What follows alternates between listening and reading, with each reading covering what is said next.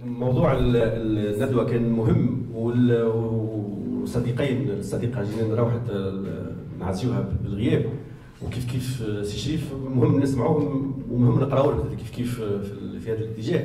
يظهر لي الاشكاليه اللي طرحت هي اشكاليه قالت لنا عليها صوفي بسيس في كتابها، قالت لنا احنا في دوبل امباس. معناتها الربيع العربي اعطانا معناها مفارقه، اعطانا مأزق ما بين عولمه نيوليبراليه طالبه منا باش نجاوبوا على اسئله وصعود تيار اسلامي سياسي وعنفي في المجتمعات العربيه والمجتمع التونسي بصفه خاصه. ومن جهه الاخرى فما دوبل باس اخر. عادل المزغني يقول ليتا ايت اناشفي، دونك لازم نعاودوا نبنيوه ولا نكملوا نبنيوه او سونس فيبريان او سونس جاكوبان. والديمقراطيه الحديثه البوست موديرن تقول لا، لو ديليتمون دو ليتا يفو كونستروي لو لوكال ونبنيو المواطنه الانثروبولوجيه في الاحياء الى اخره. دونك من جهه نلقاو احنا بالحق كقوى تقدميه ويساريه في مأزق اكبر يظهر لي من مشكله علاقتنا بالاسلاميين. انا القلق اللي عندي ما عندي اجوبه لكن على الاقل نشارك القاعه في القلق هذايا اللي عايش. يظهر لي العطاله اللي عند اليسار مش متعلقه بالاجابه على علاقتهم بالاسلام السياسي، هي عطاله متعلقه بالاجابه على كل الاسئله الواقعيه الجديده. اليوم اليسار التونسي كما في السابق في حقوق الانسان، نذكر بمقال كتبه المرحوم عبد القادر الزغل على المجتمع المدني. اليسار التونسي كان رافض حتى كونسيبت المجتمع المدني وقبلوا مخ الموفمون التيرموندياليست. اليسار التونسي كان ضد الموفمون التيرموندياليست بنصوص. بوديموس اليسار التونسي اليوم يعتبر بوديموس حركه برجوازيه صغيره تحريفيه. يعني المشكل هو التفاعل مع المعطيات الجديده اللي تجيبها المجتمعات الحديثه والمجتمعات المعاصره. اسكو اليوم المجتمع التونسي قادر يجاوب على اسئله عديده معناها في باراديغم ايبستيمولوجيك جديد، وقتها تو يجي الجواب على الاسلام السياسي مع الاجابات هذه من ناحيه نظريه صح التعبير. اليوم اسكو اليسار باش يعتمد في التغيير نتاعو للواقع المجتمعي نتاع المجتمع نتاعو التونسي على الطبقه العامله ولا على ما يسميه نيجري لا ميلتيتود؟ القوة الاجتماعية الأساسية المعارضة اليوم للنظام الرأسمالي والخيارات الليبرالية هي قوة المعطلين اللي ما تنجمش تتحول بالكونسيبت ماركسيست إلى إن كلاس أون سوا، باسكو هي بيدها ما عندهاش أنكراج في رابور كابيتال ترافاي. بالعكس الريفونديكاسيون نتاعها هي ألييني بار لو شوماج اي فوا دون لو ترافاي سالاريي لا ليبراسيون. تغير كامل في بنية الوعي نتاع حركة المعطلين. اليوم حركة الشباب، اليوم الحركة البيئية، اليوم لي موفمون سوبالتير، اليوم الحركات الاجتماعية المؤقتة تبدا في تطاوين حركة نسائية بعد ما تموت امرأة تحت معناها وهي تنجب في مولود جديد توفى بعد جمعة، تبدا حركة في قرقرة باش تخرج معتصمين 4، تولي كومون دو كيركينا عندها مطالب تنموية متقدمة ياسر في مستوى الوعي السياسي. خلينا من الاشكال النظام المفقوها مش مفقوها، لكن نحكيو السبستونس دي موفمون. لي زاكتور سوسيو في المجتمع التونسي بعاد على اليسار، واليسار ما عندوش قدره تغيير واقع نتاعو في علاقه بالناس هذا. قوه العمل مش قوه العمل معناها لو مود دو ترافاي، عالم العمل مش قوه العمل، عالم العمل في المؤسسه.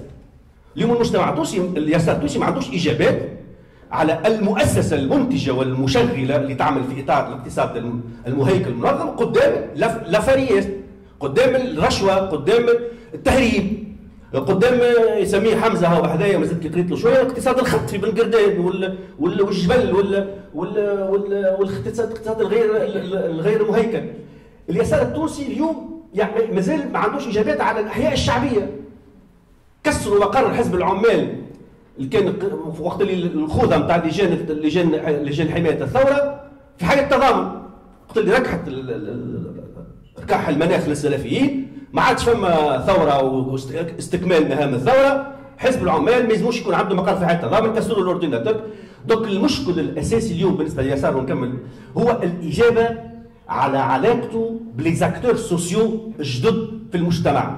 الاجابات النظريه موجوده واليسار التونسي عنده قصور في تبنيها وتحويلها الى واقع سياسي وواقع مجتمعي وبرنامج نضالي وسياسي، وقتها تحل مشكله علاقتنا بالاسلام السياسي من ناحيه نظريه وبسيكولوجيه. نتفاعل مع الشريف. تحدث اليسار والاسلام السياسي والديمقراطيه، لكن حسب رايي حصر اليسار في اليسار الماركسي واليسار اوسع من هذا. ونظره تاريخيه على اليسار التونسي تحدث صحيح كان مهيمن عليه في الصوره اليسار الماركسي، لكن في الواقع وخاصه يعني في السنوات الاخيره اللي بن علي ثم بعد الثوره، اعتقد ان عدد من الاحزاب السياسيه والتيارات والاشخاص يساريين ويناضلوا من اجل قيم اليسار اللي هي التقدم والحداثه والعداله الاجتماعيه والتنوع والمساواه وغيره، ولكنهم ليسوا ماركسيين. فما هو موقفهم وعلاقتهم بالاسلام السياسي؟ هذا حسب رايي يليت كان ينجم يكون موجود، نقدر نتقاطع عليه. بالنسبه للديمقراطيه، انا معناها ناكد الكلام اللي قالوا متبنيه، نحب نثبت حاجه.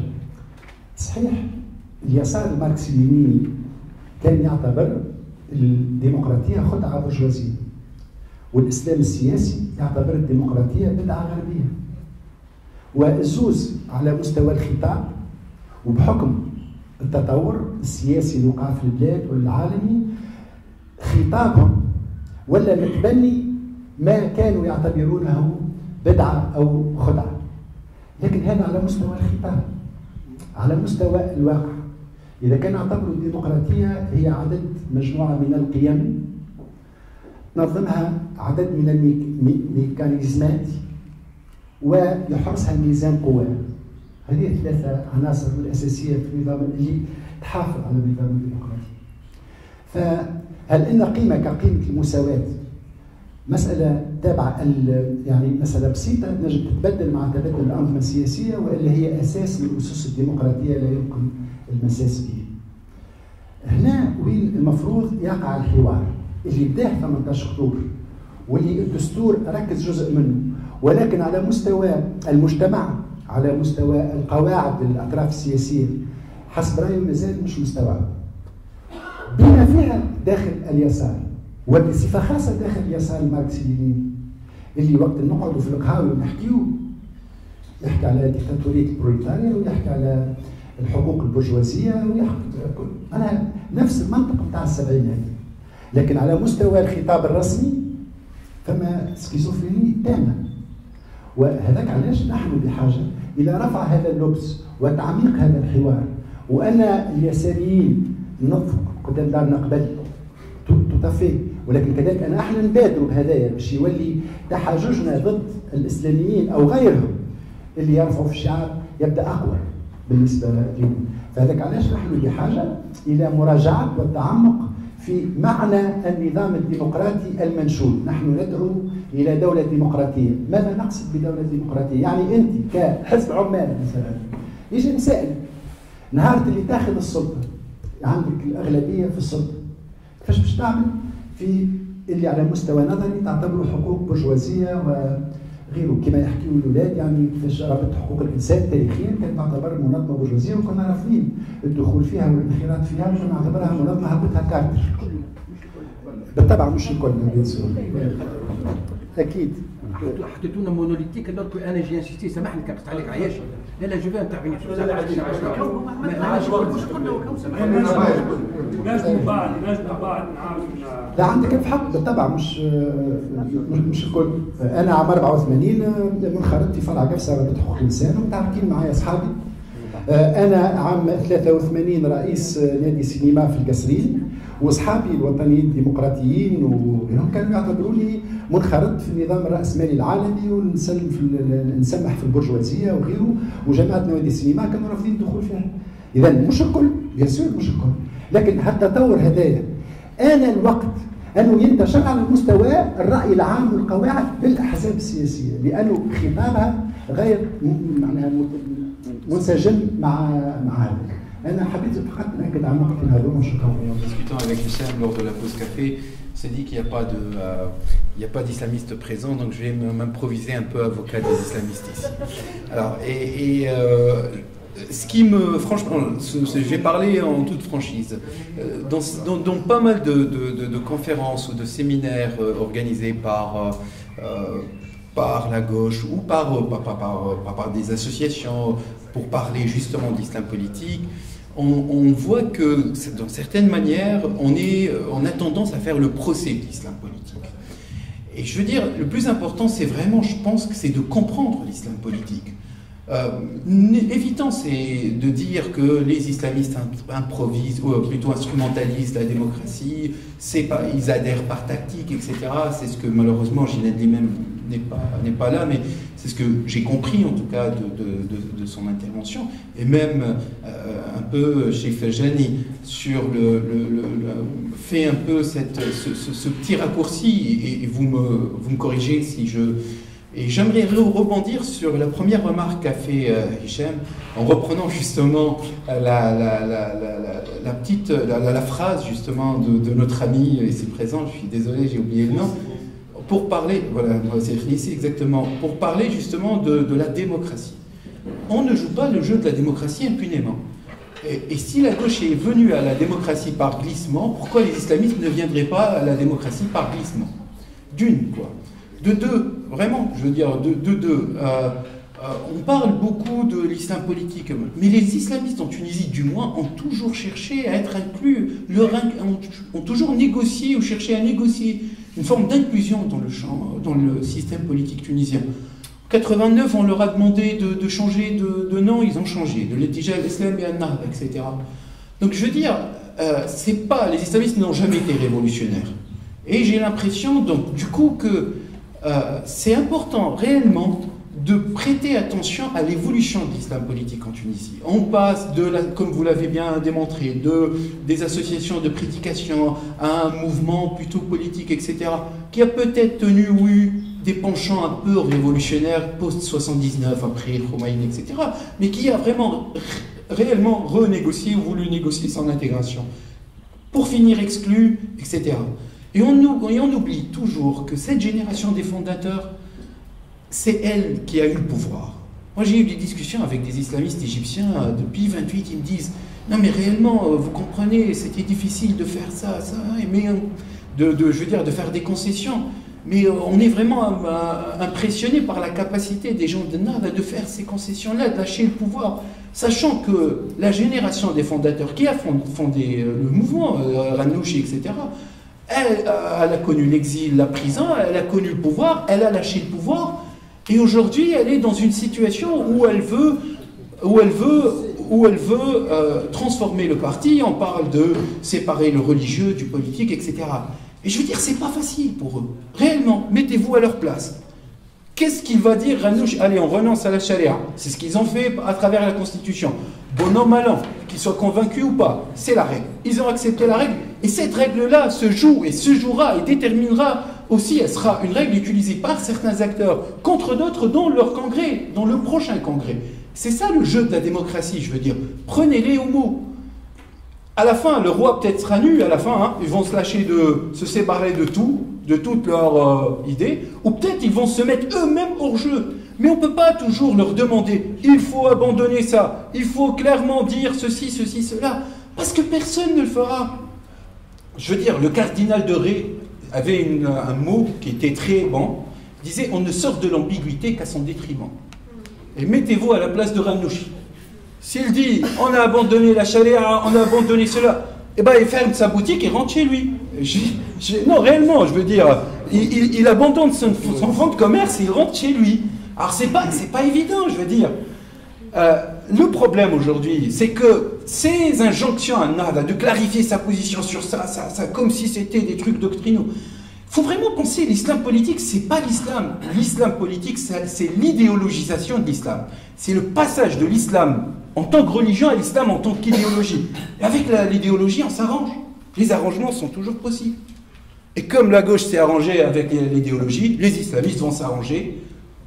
Je veux dire, qu'ils le veuillent ou pas, en tout cas, s'ils veulent jouer le jeu de la démocratie, ils vont s'arranger. Vraiment, c'est pour être bref. On a parlé de la gauche, on a parlé de l'islam politique, on n'a pas peut-être assez, par manque de temps, parlé de la démocratie, et on n'a pas parlé, je termine par là, de la troisième force du pays. L'arbitre entre la gauche et les islamistes, ce sont les destouriens, et tout le monde le dit, même quand on discute avec la gauche ou les islamistes. Dans ce pays, il y a trois forces politiques lorsque deux s'allient, c'est la troisième qui en paye le prix. Je veux dire, et ça, il faudrait peut-être... Et là, je m'arrête, c'est bon. Je dis que je conviens qu'il y a plusieurs aspects de la question dont je n'ai pas traité. D'abord, parce que je ne suis pas compétent de tout, je ne connais pas tout. Et deux, même si je voulais, je n'avais pas le temps. Et vous avez vu comment Hichem me harcelait pour me dire ça suffit, il te reste tant. Donc j'ai centré sur la problématique, les rapports entre la gauche et l'islam politique. Et si je mets gauche au pluriel, ça fait péjoratif. Ils sont gauches. Les gauches, c'est...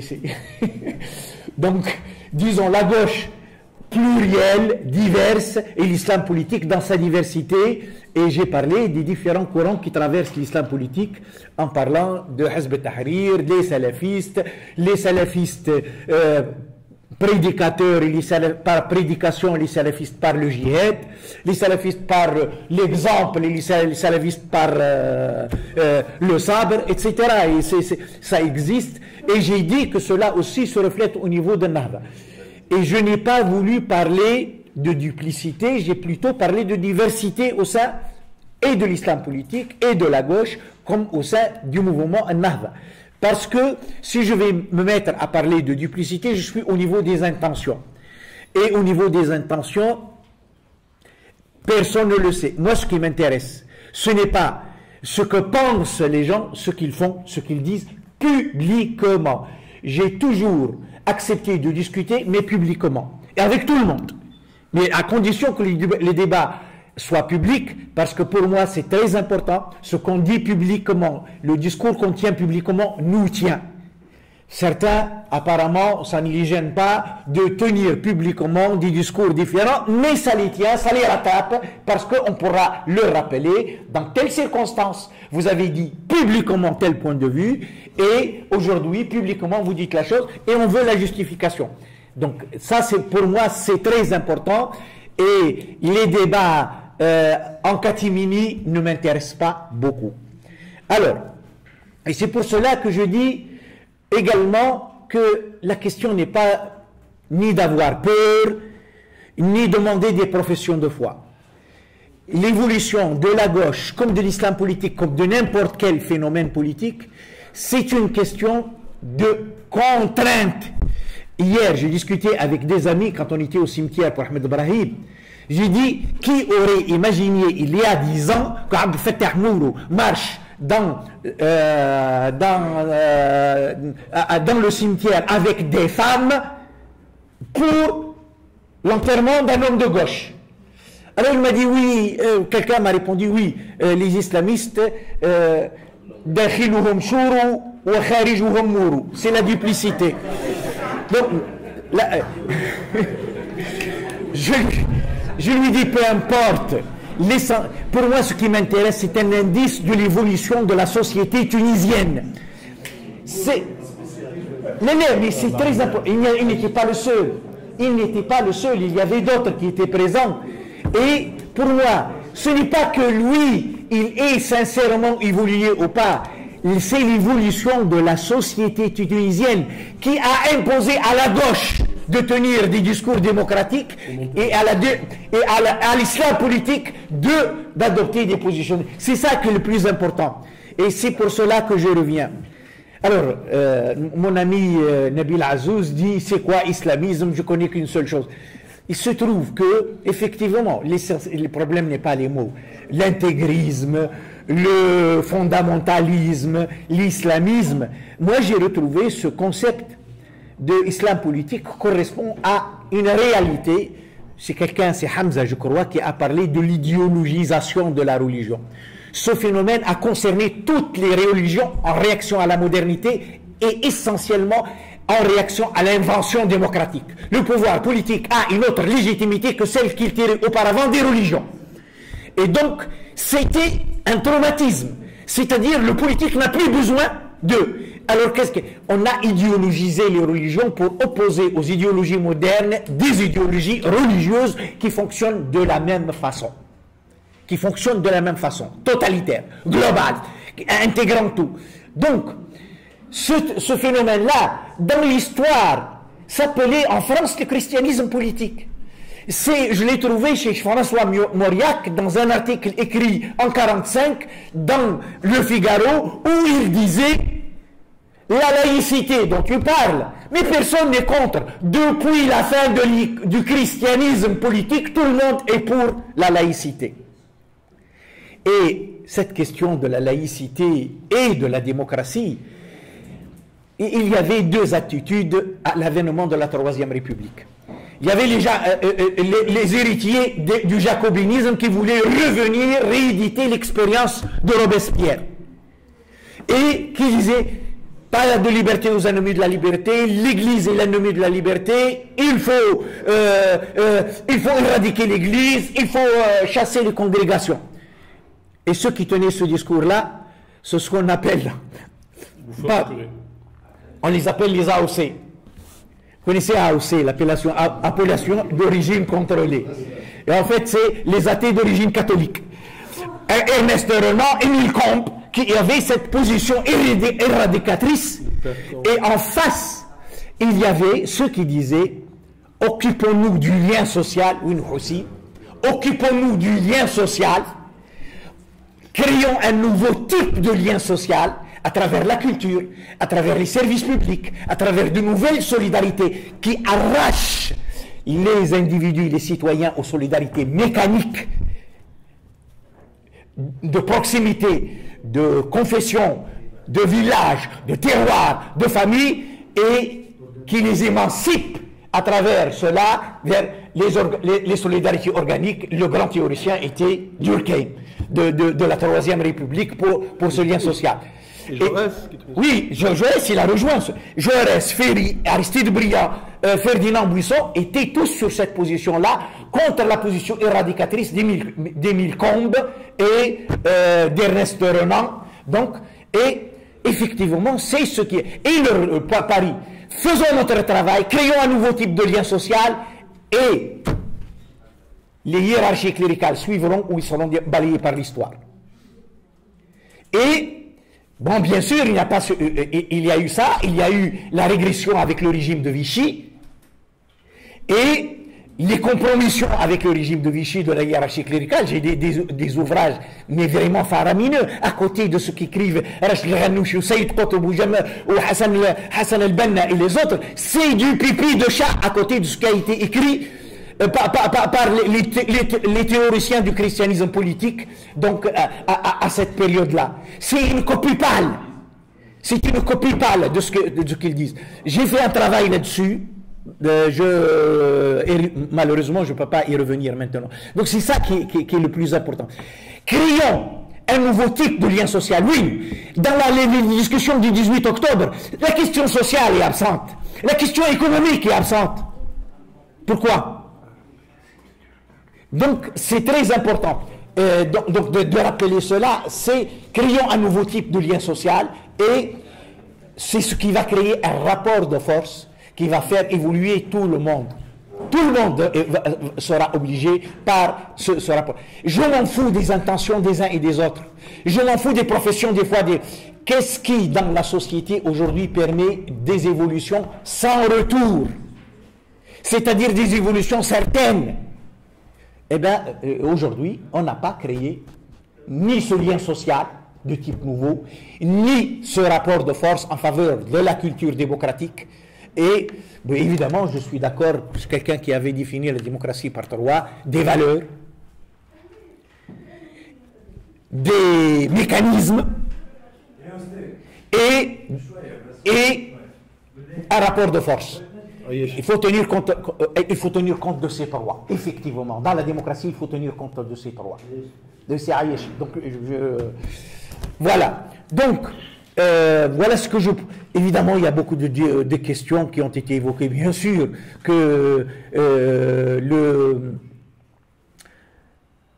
je l'ai dit, mais je l'ai dit rapidement, mais pour certains, ça leur reste au travers de la gorge qu'on compare l'islam politique et la gauche sur la question de la démocratie. J'ai dit qu'on n'a pas été impliqués dans les pratiques antidémocratiques comme les islamistes, parce qu'on n'a pas pratiqué, on n'a pas accédé au pouvoir. Mais là, et Houssine le rappelle très bien comment dans les syndicats, quand on a le pouvoir dans un syndicat, on n'est pas démocrate. C'est...